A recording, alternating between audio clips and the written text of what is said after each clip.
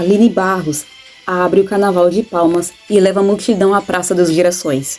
O evento realizado nesta sexta-feira 28 teve apresentações de Charlie, Moisés de Carvalho, Sandro Nazireu e Aline Barros no show principal.